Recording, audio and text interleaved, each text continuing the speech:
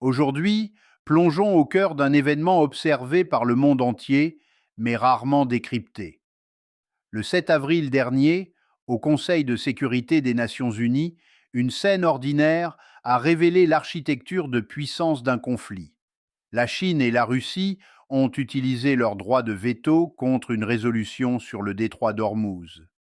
En quelques minutes, la presse occidentale a plaidé une interprétation familière.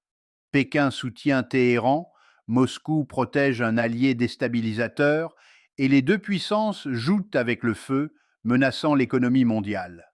Pourtant, cette version est incomplète et trompeuse.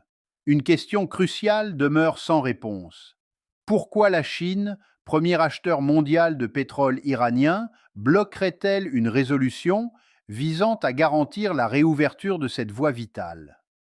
Si le détroit est perturbé, la Chine devient l'une des plus grandes victimes économiques. Alors, pourquoi entraver une solution qui pourrait la protéger? Cette interrogation change la donne. Ce n'est plus une lutte entre gentils et méchants, ni un soutien aveugle à l'Iran contre l'Occident. Nous parlons ici de haute stratégie, de levier d'influence et de contrôle à long terme.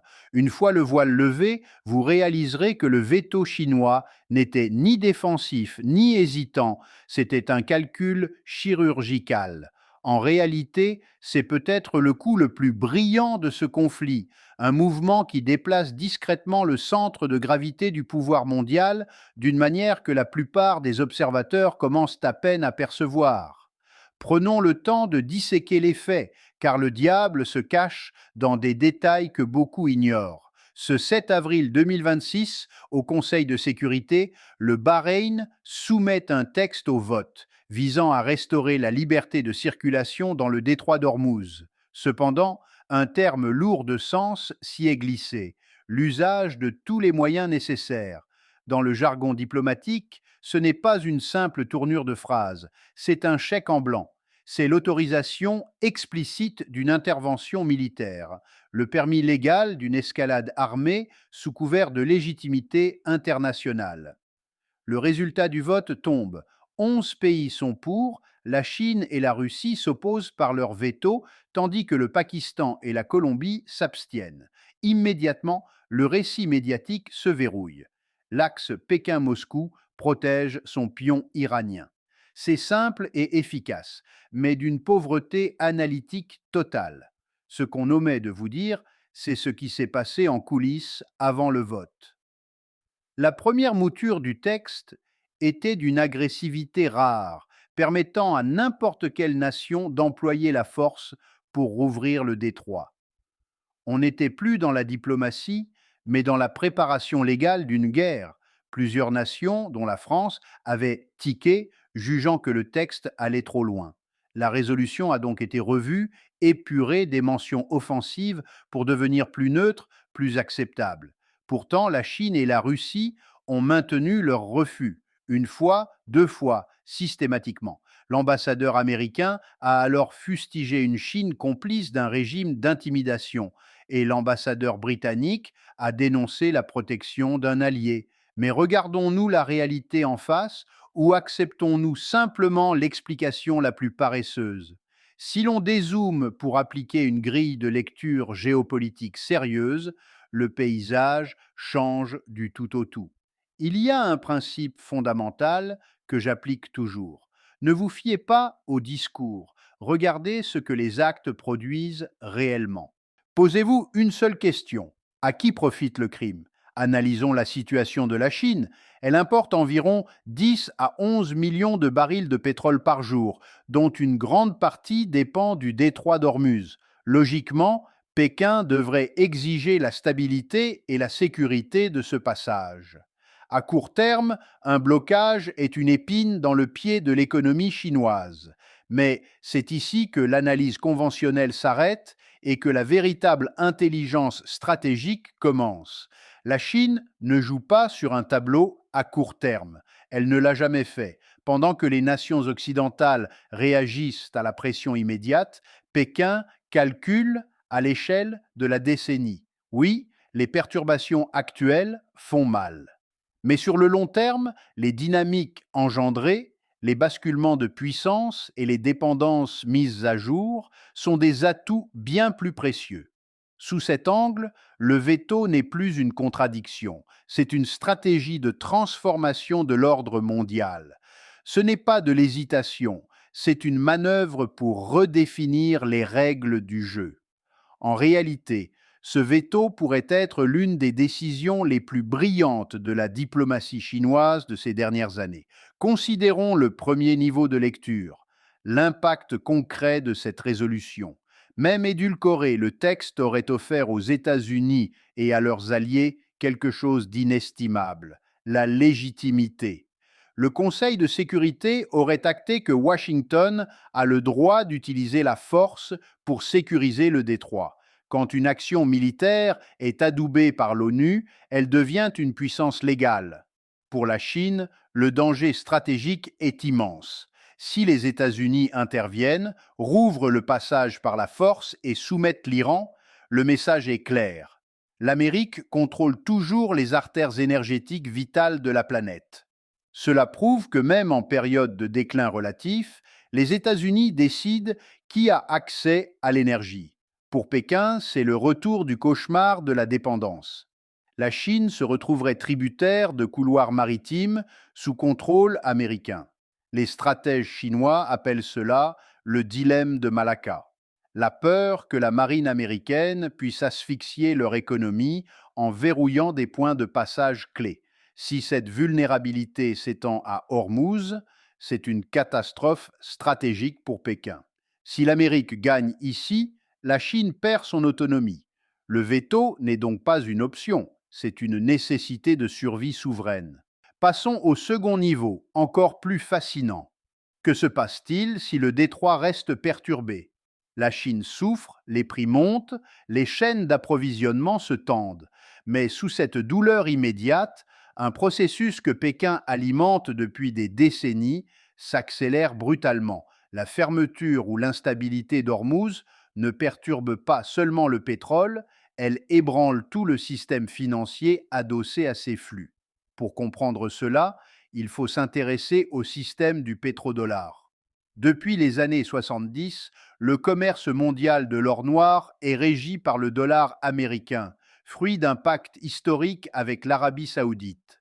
Chaque pays doit détenir des dollars pour acheter son énergie, garantissant une demande constante pour la monnaie américaine et permettant aux USA de financer leurs déficits abyssaux tout en maintenant leur hégémonie.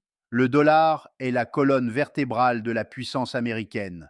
Or, si le détroit reste instable, les flux de pétrodollars s'affaiblissent. Ces dollars ne retournent plus alimenter les marchés et les investissements américains avec la même fluidité. Le système commence à craquer et le reste du monde se demande s'il pourrait se passer du billet vert. C'est là que la Chine place ses pions. Elle a déjà construit les alternatives, des mécanismes de vente de pétrole en yuan, des systèmes de paiement transfrontaliers liés aux nouvelles routes de la soie et une intégration énergétique profonde avec la Russie et l'Iran. Ces outils sont marginaux dans un monde stable, mais deviennent irrésistibles dans un monde en crise où les anciens systèmes faillissent. Ce qui ressemble à une catastrophe est en réalité une opportunité historique pour Pékin d'accélérer la dédollarisation et de déplacer le centre de gravité économique vers l'Est. Le troisième palier de cette stratégie est celui où l'on sous-estime le plus la Chine, sa résilience interne. On entend souvent que la Chine se tire une balle dans le pied en risquant une pénurie d'énergie. C'est oublier que Pékin se prépare à ce scénario depuis des années de manière quasi obsessionnelle. La Chine n'optimise pas ses chaînes d'approvisionnement uniquement pour le profit, elle les conçoit pour la résistance. Elle a bâti des réserves stratégiques colossales, stockant du pétrole pour tenir en cas de crise majeure. Elle a diversifié ses fournisseurs pour ne plus dépendre d'une seule région. Elle a investi massivement dans le corridor économique Chine-Pakistan pour accéder à la mer d'Oman par voie terrestre, contournant ainsi les points de friction maritime. Elle développe avec la Russie des corridors terrestres qui la rendent moins vulnérable au blocus naval. Et surtout, elle mène une transition énergétique domestique d'une ampleur inégalée, non seulement pour le climat, mais pour son indépendance stratégique. Quand la crise frappe, la Chine ne s'effondre pas. Elle s'adapte grâce à ses tampons et ses redondances. Par rapport aux économies occidentales ou japonaises, beaucoup plus exposées aux chocs énergétiques soudains, la Chine est l'acteur le mieux préparé de la partie. Chaque semaine de crise supplémentaire est un test de résistance que Pékin supporte mieux que ses rivaux, rendant l'ordre maritime dominé par les USA de moins en moins crédible. Il y a ensuite la dimension morale et juridique, dont on parle trop peu. Au Conseil de sécurité, l'ambassadeur chinois a souligné que la résolution ignorait les causes profondes du conflit, un écho à la position russe dénonçant un texte qui blâme l'Iran, tout en occultant les frappes initiales subies par Téhéran. Qu'on soit d'accord ou non, cet argument porte.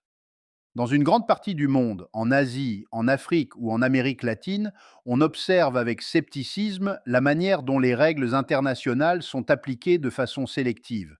Pour beaucoup, voir une puissance subir des frappes sur son sol, puis se voir menacée de force internationale lorsqu'elle répond, cela ressemble plus à un précédent dangereux qu'à du maintien de l'ordre. En utilisant son veto, la Chine se positionne comme le défenseur de la souveraineté et le critique d'une justice à deux vitesses. Elle acquiert une puissance narrative immense. Elle n'est plus seulement un géant économique, elle devient le porte-voix de ceux qui rejettent l'hégémonie occidentale. Dans une guerre de récits, c'est un atout maître. Pendant que Washington tente de se poser en gardien des règles, Pékin pointe du doigt les moments où ces règles sont tordues pour servir des intérêts particuliers. Prenons de la hauteur. Ce veto n'est pas qu'une simple voie d'eau, c'est le signal d'un changement d'air. Nous passons d'un monde unipolaire, dominé par les États-Unis, à un système multipolaire où le pouvoir est fragmenté. Ce qui s'est passé le 7 avril prouve que le Conseil de sécurité n'est plus la chambre d'enregistrement de la volonté américaine. L'époque où les États-Unis jouissaient d'une liberté d'action totale après la guerre froide est révolue. Ils ne peuvent plus obtenir une légitimité internationale automatique pour leurs interventions. Ce veto représente une limite structurelle, visible et opposable, imposée à la puissance américaine. Ce basculement est souvent raté par ceux qui ne regardent que les mouvements de troupes, mais les guerres se gagnent aussi sur les terrains financiers, diplomatiques et narratifs. La Chine a triomphé sur ces trois points sans tirer une seule cartouche. Elle a bloqué l'Amérique sur le plan légal, maintenu la pression sur le dollar et renforcé son image auprès du Sud global, le tout à un coût quasi nul pour elle. Certains diront que la Chine ne pourra pas tenir éternellement face à la hausse des prix de l'énergie. Mais en stratégie, la question n'est pas de savoir qui peut durer le plus longtemps, mais qui s'épuisera le premier. Dans ce jeu, l'Amérique consomme son temps et ses ressources beaucoup plus rapidement. Elle épuise ses stocks de missiles, son capital politique et la patience de son opinion publique. L'endurance de l'Iran, habitué à des décennies de sanctions, et la résilience d'un système chinois centralisé sont des facteurs que Washington sous-estime souvent. Si l'Amérique perd pied politiquement et économiquement avant que la Chine ne manque d'énergie, alors le temps devient l'allié de Pékin. Ce veto n'a pas résolu la crise. Il l'a prolongée pour faire grimper l'addition côté américain. Nous ne regardons pas une simple bataille navale, mais l'érosion lente et calculée d'un système mondial qui a longtemps entravé l'ascension chinoise. En disant non au moment où l'autre camp avait besoin d'un oui, Pékin a démontré qu'il maîtrisait désormais les leviers les plus subtils du pouvoir moderne. Mon but ici n'est pas de prédire l'avenir, mais de vous donner les clés pour comprendre les structures de force qui s'agitent sous la surface. Une fois que vous percevez la géopolitique sous cet angle, vous ne subissez plus le récit des gros titres, vous commencez enfin à comprendre la stratégie.